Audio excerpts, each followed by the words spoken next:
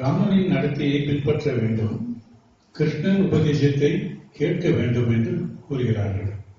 கிருஷ்ணனின் சாகச செயல்களை பின்பற்றக்கூடாது என்கிறார்கள். ஏன்? அவர் என்ன அப்படி சாகசம் செய்து விட்டார்? It's all a question of judgment. A type of a bohemian society or an orthodox conservative thinking உள்ளவங்க இது ரைட்டு இது ராங்கங்கிற மாதிரி வந்து பாரபட்சம் பார்ப்பாங்க. அண்ட் அப்படி இல்லை, every person is different and everyone's personality is different. You have to accept them as such in total. There is no need for us as mortals to judge, super mortals or God forms. They know much more than us. So without Purvi Mula, நம்ம வந்து அவங்களெல்லாம் judge பண்றது waste. Let everyone be what they are. And the same way you can be yourself. No one wants you to change. Everyone should be their original signatures and no need to imitate anyone's signature. Don't be Xerox or even the scanned version of someone else. Be what you are. The world accepts you is fine. The world does not accept you, spit on their face internally into your system and laugh. That's all. Next, there is a book called Illusions. Illusions, a prophet or messiah type of a person என்ன பண்ணுவார்னா, அவரோட followers எல்லாம் கூப்பிட்டு ஒரு வரி சொல்லுவாரு, I quit அப்படின்னாரு. எல்லாம் ஷாக் ஆயிடுவாங்க. அவங்க சொல்லுவாங்க, how can Jesus go back to the role of carpenter அப்படின்னா. They want Jesus to play the role of a prophet, but these idiots will crucify him. He has to continue. Give them bulls, give sight to the blind, மொடவனை நடக்க வைக்கணும், ஓட்டணும், செத்தவனை எழுப்பணும். ஆனா இவங்கெல்லாம் அவருக்கு சொல்லிட போட்டுருங்க. This is the funniest part of this human concept. So I quit. அவங்க சொல்லுவாங்க, அது எப்படி ஜீசஸ் திருப்பி கார்பெண்டரா போக முடியும்? I wanted you to follow certain ideas which I teach you. My ideas I have experimented with. உங்களுக்கு சொல்றேன், இந்த மாதிரி பண்ணா நல்லதுன்னு சொல்லி நீங்க ஃபாலோ பண்றதை விட்டுட்டு குரு மகாராஜ் ஜெயின் எவ்வளவு வருஷம் சொல்லி நீங்க போட்டோ மாத்திரம் வச்சுன்னு இருக்கீங்க. So I am bored with your attitude of not following, not practicing what I preach, and just holding on to the preachings and my photos. I'm least interested to play this. அவங்களாம் கேட்பாங்க, then what happens? The cat is out of the bag money. Then what happens to all the God-given power? He's interested in the power, not in that. If you want, I'll give you all my powers. I'll talk to you over to your silver chair, garlands, people falling at your feet, but I will never tell you that it's a boring job. I'll talk to you about the paths of being a Mahatma, but I will not tell you that it's a boring job. And அவங்களுக்கு ஒன்றும் புரியாது. உங்களுக்கு புரிஞ்சா எனக்கு என்ன புரியாது, எனக்கு என்ன போயிட்டே இருப்பாங்க. So he's a rich man. போயிட்டு buy a small Dakota type of aircraft. அவரே ஃப்ளை பண்ணி போவோம்.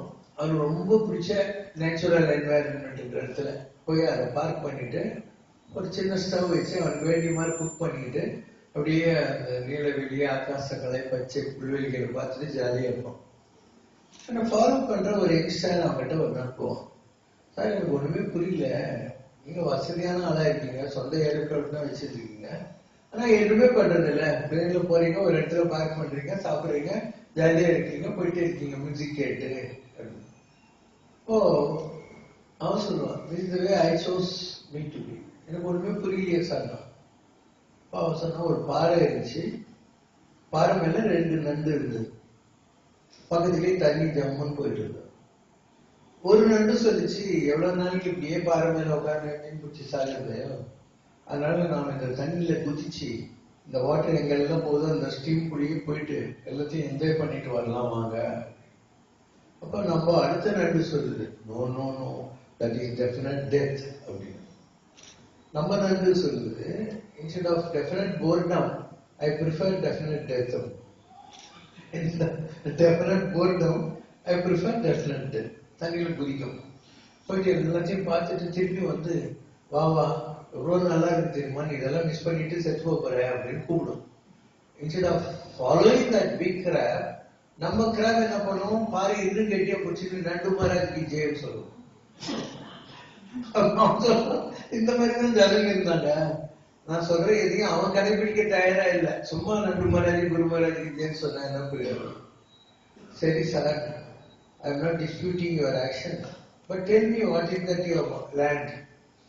இவ்வளவு வருஷம் நீங்க இந்த மாதிரி சாதனை பண்ணி என்ன கத்துக்கிட்டீங்க சொன்னா, I have formed 6 philosophies of illusion. Number 1, you have a right to do what exactly you want. உனக்கு என்ன பண்ணணும்னு தோணுதோ தில்லா பண்ணு. But give the same right to the other person. நீ மாத்திரம் நீ வேண்டிய மாதிரி இருக்கலாம், but you can't disown that to another man. You should allow him also to have his own say, to lead his way. If you want to explain why you choose to live like that, you can. Otherwise you need not. உனக்கு explain பண்ணணும், நான் ஏன் இப்படி இருக்கேன்னா பண்ணு, இல்லைன்னா அது கூட பண்ண தேவை. People may criticize you, people may condemn you, let them condemn. Because nowhere they are superior to you, they are all like you, another burial ground commodity. உன் பக்கத்துல தான் சுடுகாட்டுல நாளைக்கு வந்து படுக்க போறாங்க, அவங்கள பத்தி உங்களுக்கு என்ன. அஞ்சாவது, never be afraid of destruction of the world. உலகம் அழியறதை பத்தி கவலைப்படாத. ஏன்னா in God's kingdom நிறைய வேர்ல்ட்ஸ் இருக்கு. There are so many worlds in God's kingdom. ஒரு உலகம் அழிஞ்சா என்ன, இன்னொரு உலகத்துல உனக்கு வேகன்சி இருக்கும். அதனால never bother about destruction of the world. 6, never be afraid of death. மரணத்தை பார்த்து பயப்படாது. பிகாஸ் ஒரு கருப்பான முட்குள்ளோடு கூடிய அருவருப்பான கம்பளி பூச்சி இருக்கு இல்லையா, அந்த கம்பளி பூச்சியிலிருந்து தான் அழகான வண்ணாத்தி பூச்சி வருது.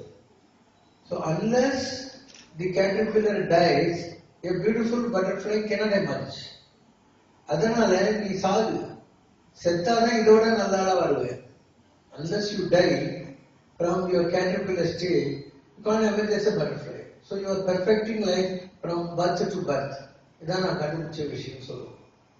இதுக்கு கட்ஸ் இல்லை இந்த உலகத்துல. ஜனங்க எப்பயுமே அவங்களுக்காக வாழ்றது இல்லை. அவங்க என்ன நினைப்பாங்க, இவங்க என்ன நினைப்பாங்க, வேணா நினைக்கிறது சர்ஃப் போட்டு இது சோப் போட்டு வழி போகுது. உங்களுக்கு யாருக்குமே, ஜனங்க எல்லாருக்குமே இதுதான் ப்ராப்ளமே. அவன் கஷ்டத்துல இருக்கிறத பத்தியோ பணம் இல்லாம இருக்கிறத பத்தியோ அவனுக்கு வருத்தமே கிடையாது. அவன் 4 இட்லிக்கு போட்டு கஞ்சி குடிச்சு கூட இருந்துருவான். நமக்கு கஷ்டமா அந்த விஷயம் மற்றவங்களுக்கு தெரியக்கூடாதுங்கிறதுனால அவன் இந்த கடன் வாங்குவான், அங்க கொடுப்பான், அங்க வாங்குவான், இங்க கொடுப்பான். அதுல இன்னும் புதப்பலிகளை போடுவான். Because of this attitude that others should think I am a successful man. Why they should think you are a successful man? Let you be a failure also. Who is it to judge you? It's your own life. You experimented in a particular way. Nothing is wrong about it. நம்முடைய ப்ராப்ளமே இதுதான். எப்பயுமே நம்ம மற்றவங்களுக்காக தான் வாழ்றோம் இந்த உலகத்துல. All the time. ஒரு அப்பாக்காரன் அவன் பொண்ணை ஸ்கூட்டர்ல கூட்டின்னு போறான்னு இல்லையா, பாக்குற பொறுப்போக்கு சொல்லுவான், கிழமை சின்ன பொண்ணு தள்ளின்னு போறான்னான்ட்டு. நீங்க போர்டு வச்சிருந்தா அழிய முடியாது, என் பொண்ணுதான் உட்காந்து. Anyone do that all the time to convince the society that there is nothing wrong about your person? இதெல்லாம் ப்ராப்ளம். ஆனா இன்சான் அஞ்சு போறவங்க ஒரு மனசாட்சி தான் கடவுள். தன்னெஞ்செறிவது பொய் இருக்க, பொய் தப்பின் தன்னெஞ்சே தன்னை சொல். நெஞ்சத்து நல்லம் யாம் எனும் நடுநிலைமை அழகே அழகு. உன் மனசாட்சி சொல்லணும் நீ நல்லவையான்ட்டு, அவ்வளவுதான். மற்ற யார்கிட்டையும் நீ சர்டிபிகேட் எல்லாம் வாங்க தேவை. You cannot always go on convincing a stupid society. யாரையாவது இது வரைக்கும் ஒத்துருந்தா சரித்திரம் இருக்கா? ஒரு இயேசு வருவாரு, சிலுவையில் போட்டுருவான். முகமது நபி வருவாரு, கல்லால் வச்சு துரத்துருவான். புத்தர் பாவம் ராஜபோகத்தெல்லாம் விட்டு இந்த நாய்களுக்காக போய் கஷ்டப்பட்டு புத்தரானாரு. அவரை உணவுல விஷம் வச்சு கொண்டுடுவான். ஆனாரப்பட்ட ராமானுஜர் ஆயிரக்கணக்கான பேர் வைஷ்ணவத்துக்கு கொண்டாந்தாரு. ஸ்ரீரங்கம் கோயில் தர்மகர்த்தாங்க சில பேருக்கு அவரை பிடிக்காதுன்னு அவர் விஷம் வந்தனம் வரும்போது ஸ்ரீரங்கம் அக்ரகாரத்துல ஒரு பொம்பளைக்கு துட்டு கொடுத்து அவருக்கு சாப்பாட்டுல விஷம் வச்சாங்க. யாரையுமே விட்டது இல்லை இந்த உலகம் இது வரைக்கும், ஒரு ஆளை விட்டது இல்லை, சரித்திரமே கிடையாது. விட்டுதான் வள்ளலார் கடை வைத்து கொள்வார். பூண்டி மகான் கோழி பிடிக்க ஆள் இல்லை, கடையை கட்டிட்டேன்னு சொன்னாரு. பரமாச்சாரியா சொன்னாரு. அவரோட நல்லவங்க யாராவது உண்டா? சொன்னாரு, 88 வருஷமா அந்த ஜனங்களுக்கு நல்ல உபன்யாசம் எல்லாம் பண்ணினேன். முதிராதிகாரி திட்டம், பிடியரிசி திட்டம், திருப்பாவை திருவம்பாவை எல்லாம் பண்ணினேன். ஆனா எல்லாம் என் கண்ணெதிரில் அழிஞ்சு போச்சு. ஆனா அதே கண்டெம்பரரி டைம்ல வந்த ரேஸ், குதிரை, கிரிக்கெட், சினிமா இதெல்லாம் ஓன்னு ஓடிட்டு இருக்கு, சாராய கடை அப்படின்னு.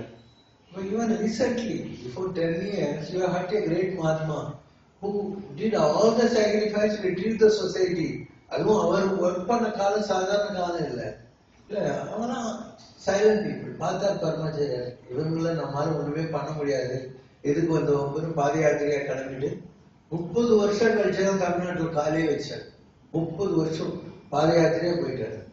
அதுக்கப்புறம் எம்ஜிஆர் சீஃப் மினிஸ்டரா வந்து ஆரம்பரம் போய் தமிழ்நாட்டில் மழையே இல்லை, அவர் பாதை பதிக்கணும்னு சொல்லி நான் கேரண்டி அவருக்கு என்ன ப்ராப்ளம் வராம பாத்துக்கிறேன் கெஞ்சி கூத்தாடி பரமாச்சாரியர் லாஸ்ட்ல கூப்பிட்டு வந்தாங்க. 1984 மார்ச் மாசம் 21 காஞ்சிபுரத்துக்கு வந்தாரு.